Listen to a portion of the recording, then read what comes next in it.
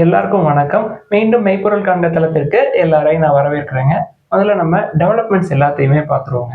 இந்தியாவுடைய core sector growth அப்படின்னு எடுத்துக்கிட்டோம்னா செப்டம்பர் 2025ல ஸ்லோவா க்ரோ ஆயிருக்குங்க. ஆனா க்ரோ ஆயிருக்கு 3%ல க்ரோ ஆயிருக்குங்க. இது செப்டம்பர் 2024 கம்பேர் பண்றப்போ ஒரு 0.6% அதிகங்க. ஸோ செப்டம்பர் 2024ல 2.4%ல க்ரோ ஆயிருக்கு இந்த கோர் செக்டார் அப்படின்றது. இந்த கோர் செக்டாருக்குள்ள 8 விஷயம் இருக்குங்க. Crude oil, coal, natural gas, refinery products, fertilisers, steel, cement, electricity. இதில் crude oil, coal, natural gas, refinery product எல்லாமே செப்டம்பரில் டீக்ரோத் ஆயிருக்குங்க. நல்ல க்ரோத் பார்த்தது எந்த செக்டர் அப்படின்னா ஸ்டீல் செக்டர். ஃபெர்டிலைசர் 1.6%ல க்ரோ ஆயிருக்காங்க செப்டம்பரை பொறுத்த வரைக்கும். சிமெண்ட் ஒரு 5% பக்கமா, தென் எலக்ட்ரிசிட்டி ஆல்மோஸ்ட் ஃப்ளாட்டாக தாங்க இருக்கு. ஸோ ஸ்டீலுக்கு நல்ல க்ரோத் தொடர்ந்து இருக்கும் அப்படின்னு எக்ஸ்பர்ட் சொல்றாங்க. H1 ஃபினான்ஷியல் 26 எடுத்துக்கிட்டோம், அதாவது ஃபர்ஸ்ட் 6 மாசம் எடுத்துக்கிட்டோம் அப்படின்னா கோர் செக்டார் growth அப்படின்றது 2.9% எக்ஸ்பேண்ட் ஆயிருக்குங்க. இது H1 ஃபினான்ஷியல் 25 எடுத்துக்கிட்டோம்னா 4.3% இருக்கு. ஸோ H1 ஃபினான்ஷியல் 26 பொறுத்த வரைக்கும் இயர் ஆன் இயர் பேசிஸ்ல குறைஞ்சிருக்குங்க கோர் செக்டாரோட growth. குறிப்பா Q2 ஃபினான்ஷியல் 26 எடுத்துக்கிட்டோம்னா, அதாவது ஜூலை, ஆகஸ்ட், செப்டம்பர் இந்த 3 மாசத்துல இந்த கோர் செக்டார் growth அப்படின்றது செப்டம்பர்ல தாங்க கம்மி. ஆகஸ்ட் எடுத்துக்கிட்டோம் அப்படின்னா 6.5%ல எக்ஸ்பேண்ட் ஆகிட்டு இருந்திருக்குங்க. ஸோ கோர் செக்டாரை பொறுத்த வரைக்கும் growth வந்து ரொம்ப மெதுவா க்ரோ ஆயிருக்கிறதுக்கு ட்ரம்ப் அவர்களுடைய டேரிஃப் கூட முக்கியமான காரணமா இருக்கலாங்க. அடுத்து விக்ரம் சோலார் நிறுவனம் எடுத்துக்கிட்டோம்னா பொதுவாக அவங்களோட பிசினஸ் அப்படின்றது சோலார் மாடியூல் மேனுஃபேக்சரிங். இப்போ கம்பெனி என்ன திட்டத்தில் இருக்கிறாங்க அப்படின்னா ஃபினான்ஷியல் 26ல ஒரு 1000 crore கேபெக்ஸ் எடுப்போம் அப்படின்னு சொல்லியிருக்காங்க. ஸோ அவங்களோட திட்டம் என்ன அப்படின்னு பார்த்தோம்னா தமிழ்நாடு சைடு வர்றாங்க, வல்லம், கங்கை கொண்டான் இந்த 2 இடத்துல 2 ஃபெசிலிட்டி வந்து போடலாமா அப்படின்னு சொல்லி ஒரு திட்டத்தில் இருக்கிறாங்க. அதாவது module manufacturing facility Q3 and Q4 financial 26ல. அடுத்து டாடா மோட்டார்ஸ் நிறுவனத்தினுடைய சேல்ஸ் நம்பர்ஸ் எடுத்துக்கிட்டோம் அப்படின்னா குறிப்பா இந்த ஃபெஸ்டிவல் சேல்ஸ் எடுத்துக்கிட்டோம்னா 33% இயர் ஆன் இயர் க்ரோ ஆயிருக்காங்க. ஸோ 33%னா எந்த காலகட்டத்துக்குள்ள அப்படின்றது முக்கியம் இல்லையா? ஸோ நவராத்திரியில இருந்து இந்த தீபாவளி வரைக்கும் இந்த இடைப்பட்ட காலத்துல 1,00,000 வண்டி வந்து வித்திருக்கிறாங்க. குறிப்பா இவி ரிஜிஸ்ட்ரேஷன்ஸ் அப்படின்னு எடுத்துக்கிட்டோம்னா 10,000 வண்டி ரிஜிஸ்டர் ஆயிருக்குங்க. இது வந்து 37% இயர் ஆன் இயர் growth அப்படின்னு சொல்றாங்க. குறிப்பா நெக்ஸான், பஞ்ச் ஓவராலா டாடா மோட்டார்ஸ்ல இந்த 2 வேரியன்ஸும் நல்லா பெர்ஃபார்ம் பண்ணிருக்குங்க. நெக்ஸான் வந்து ஒரு 73%, தென் பஞ்ச் வந்து ஒரு 29% இயர் ஆன் இயர் க்ரோ ஆயிருக்காங்க இந்த ஃபெஸ்டிவல் சீசன்ஸ்ல. அடுத்து கமர்ஷியல் வெஹிக்கிள் சேல்ஸ் எடுத்துக்கிட்டோம்னா இது வந்து டாடா மோட்டார்ஸோட கமர்ஷியல் வெஹிக்கிள் சேல்ஸ் மட்டும் கிடையாது. ஓவராலா கமர்ஷியல் வெஹிக்கிளோட சேல்ஸ் எடுத்துக்கிட்டோம் அப்படின்னா ஃபெடா என்ன சொல்றாங்க, H1 ஃபினான்ஷியல் 26ல 2%ல தான் க்ரோ ஆயிருக்கும் அப்படின்ற மாதிரி சொல்றாங்க. அதாவது குறிப்பா light and medium commercial vehicle segment தான் growth வந்து பூஸ்ட் அப் பண்ணிருக்குங்க. குறிப்பா கமர்ஷியல் வெஹிக்கிள் செக்மெண்ட் எடுத்துக்கிட்டோம்னா ICRA என்ன ப்ரெடிக்ட் பண்றாங்க அப்படின்னா ஃபினான்ஷியல் 26 பொறுத்த வரைக்கும் 3.5% இயர் ஆன் இயர் growth இருக்கும் கமர்ஷியல் வெஹிக்கிள் செக்மெண்ட்ல அப்படின்னு சொல்றாங்க. சரி, ஃபினான்ஷியல் 25ல எப்படி இருந்ததுன்னு பார்த்தோம்னா இயர் ஆன் இயர் 1.2% டீக்ரோத் நடந்திருக்குங்க. ஸோ ICRA என்ன ப்ரொஜெக்ட் பண்றாங்க அப்படின்னா பஸ் செக்மெண்ட் வந்து டபுள் டிஜிட்ல க்ரோ ஆகும், 8 to 10%ல க்ரோ ஆகும் அப்படின்னு எக்ஸ்பெக்ட் பண்றாங்க. தென் light and medium commercial vehicles வந்து ஒரு 3 to 5%ல க்ரோ ஆகும் ஃபினான்ஷியல் 26ல. தென் ஹெவி கமர்ஷியல் வெஹிக்கிள்ஸ் வந்து ஒரு 0 to 3%ல க்ரோ ஆவாங்க அப்படின்னு சொல்லி ICRA ப்ரெடிக்ட் பண்ணியிருக்காங்க. அடுத்து டொரன் ஃபார்மா எடுத்துக்கிட்டோம்னா கம்பெனி வந்து ஜேபி கெமிக்கல்ஸை அக்வயர் பண்ண போறாங்க அப்படின்ற செய்திகள் நம்ம பல தடவை சொல்லியிருக்கோம் இல்லையா? ஸோ இதுக்கு இந்த அப்ரூவலுக்கு competition commission of India formal approval கொடுத்துருக்காங்க டொரன் ஃபார்மாவுக்கு. டீல் அப்படின்னு பார்த்தோம்னா ஒரு 19,500 crore டீலுங்க இது. அடுத்து பயோகான் எடுத்துக்கிட்டோம்னா கம்பெனியுடைய சப்சிடரி பயோகான் பயோசிமிலர்ஸ் வந்து சிவிகா அப்படின்ற ஒரு யூஎஸ் ஃபிர்ம்ங்க, அவங்க கூட ஒரு மல்டி இயர் டிரான்ஸ்ஃபர்மேஷன் அக்ரிமெண்ட் வந்து போட்டிருக்காங்க. எதுக்கு அப்படின்னா இவங்களுடைய பயோசிமிலர் கிளர்ஜின் அப்படின்ற ஒரு இன்சுலின் பயோசிமிலருங்க, அதை வந்து யூஎஸ்ல ப்ரமோட் பண்றதுக்கு, டிஸ்ட்ரிபியூட் பண்றதுக்கு, சேல் பண்றதுக்கான இந்த அக்ரிமெண்ட் வந்து போட்டிருக்காங்க. டெக்னாலஜி டிரான்ஸ்ஃபர் எதுவும் கிடையாதுங்க. பட் இந்த இன்சுலின் ப்ராடக்டை வந்து சிவிகா அப்படின்ற லேபிள்ல யூஎஸ்ல அவங்க வந்து சேல் பண்ணுவாங்க. ஸோ இது பயோகான் பயாலஜிக்ஸ்க்கு ஒரு பாசிட்டிவ் டெவலப்மெண்ட்ங்க. அடுத்து இந்தியன் ஹோட்டல் கம்பெனி லிமிடெட் எடுத்துக்கிட்டோம்னா கம்பெனியோட MD CEO அவர்கள் என்ன சொல்றாங்க, கம்பெனியோட பெர்ஃபார்மன்ஸ் H1 ஃபினான்ஷியல் 26 கம்பேர் பண்றப்ப H2 ஃபினான்ஷியல் 26ல பெட்டரா இருக்கும் அப்படின்னு சொல்றாங்க. கம்பெனிக்கு மட்டும் இல்லைங்க, ஓவராலா ஹாஸ்பிட்டாலிட்டி செக்டாருக்கு நல்லா இருக்கும் அப்படின்னு சொல்றாங்க. என்ன காரணம் அப்படின்னா இப்ப அக்டோபர் Q3 எடுத்துக்கிட்டோம் அப்படின்னா ஃபெஸ்டிவல் சீசன்ஸ் இப்ப முடிஞ்சிருக்கு, அடுத்து வெட்டிங் சீசன் வரும், அதுக்கப்புறம் கிறிஸ்மஸ், அதுக்கப்புறம் நியூ இயர் அப்படின்னு சொல்லிட்டு தொடர்ந்து நல்ல ஸ்கோப் இருக்கும். ஸோ ஹாஸ்பிட்டாலிட்டி செக்டரை பொறுத்த வரைக்கும் ஒரு பெஸ்ட் குவார்டர் அப்படின்னா அது Q3 தான் இருக்கும். ஸோ நல்ல ஆப்பர்ச்சுனிட்டிஸ் கிடைக்கும், நல்ல growth காட்டும் அப்படின்னு சொல்லியிருக்காங்க H2 ஃபினான்ஷியல் 26 பொறுத்த வரைக்கும். அதை தொடர்ந்து நேத்து நம்ம ரிலையன்ஸ் ஜெனரல் இன்சூரன்ஸ் பத்தி பேசியிருந்தோங்க. ரிலையன்ஸ் ஜெனரல் இன்சூரன்ஸ் வந்து இப்ப ஹிந்துஜா குரூப்புக்கு கீழே இருக்குங்க. அதாவது ஹிந்துஜா குரூப் வந்து ஹிந்துஜா குரூப் உடைய ப்ரமோட்டரி என்டிட்டி யாரு அப்படின்னா இண்டஸ்இண்ட் இன்டர்நேஷனல் ஹோல்டிங்ஸ் இருக்காங்க இல்லையா, அவங்க வந்து ரிலையன்ஸ் கேபிட்டல அக்வயர் பண்ணாங்க. அப்ப அவங்களுக்கு இந்த ரிலையன்ஸ் ஜெனரல் இன்சூரன்ஸ் பிசினஸும் சேர்த்து அவங்களுக்கு கிடைச்சிருக்குங்க. நான் நேற்று வந்து அதை தவறா டாடா கேபிட்டல் அப்படின்னு சொல்லிட்டேன், ரிலையன்ஸ் கேபிட்டல் அப்படின்னு சொல்றதுக்கு. ஸோ நண்பர் ஹமீத் அவர்கள் வந்து கமெண்ட்ல எழுதியிருந்தாங்க. அது போக நண்பர் இன்னொரு விஷயத்தையும் எழுதியிருந்தாங்க.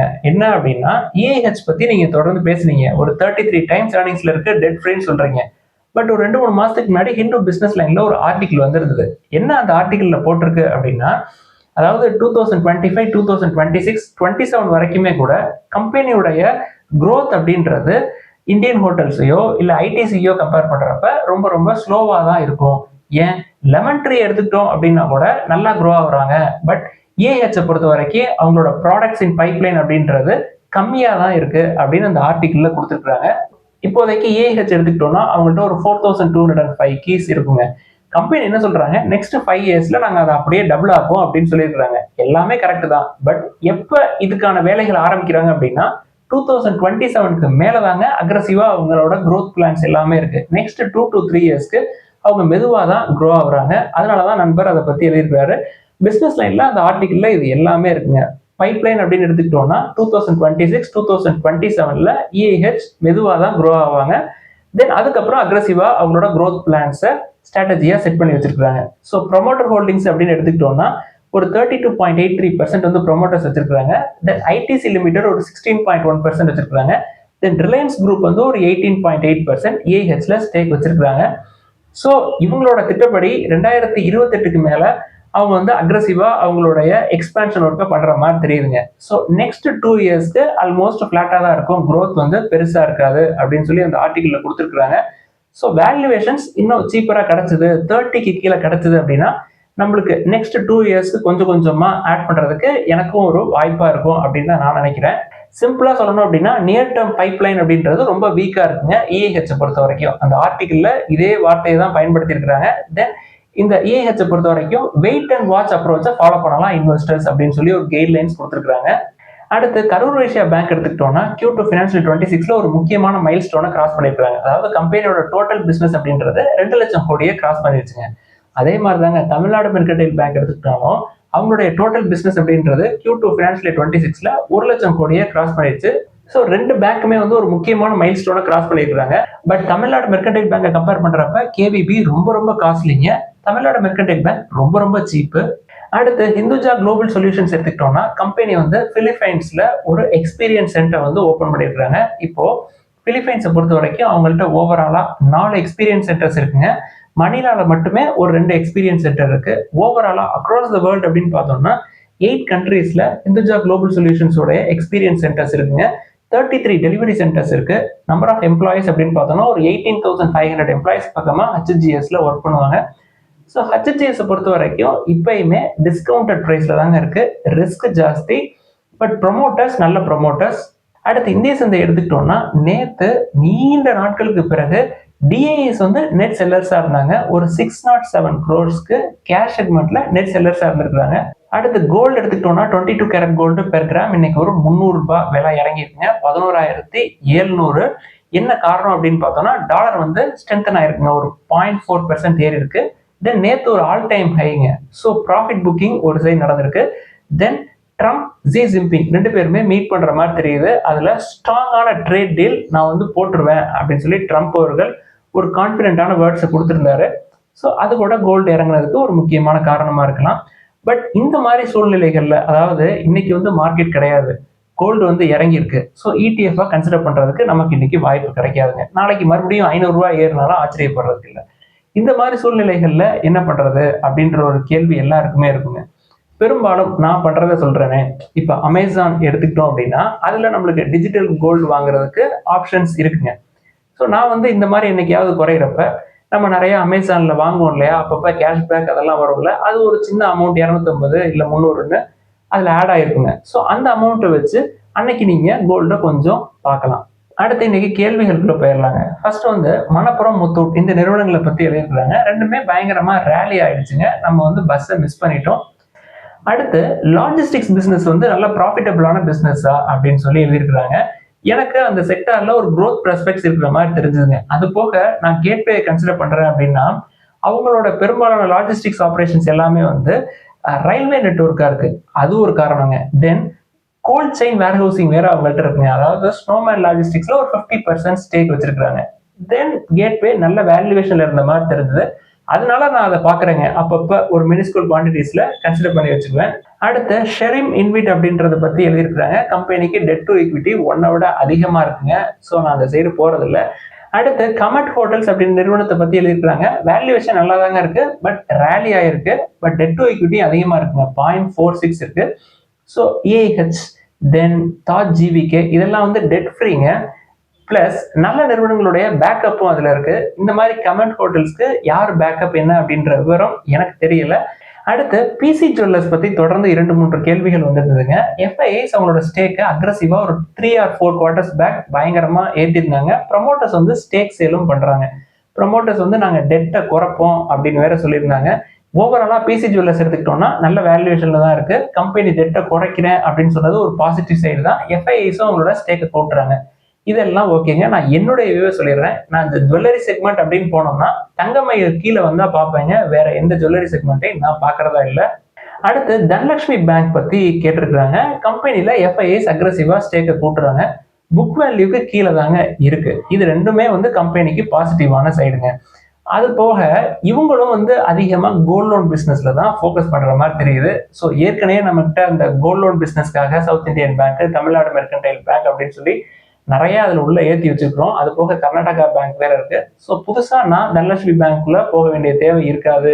அடுத்து டிசிபி பேங்க் பத்தி எழுதியிருக்கிறாங்க. டிசிபி பேங்க் இப்போ ஒரு 2 or 3 டேஸ்க்குள்ள பயங்கரமா ரேலி ஆயிடுச்சுங்க. நம்ம 1 வீக் முன்னாடி டிஸ்கஸ் பண்ணியிருந்தோம். அதாவது டிசிபி பேங்கை பொறுத்த வரைக்கும் ரீட்டைலர்ஸ் அவங்களோட ஸ்டேக்கை இன்ஸ்டிடியூஷன்ஸ் கிட்ட லூஸ் பண்றாங்க.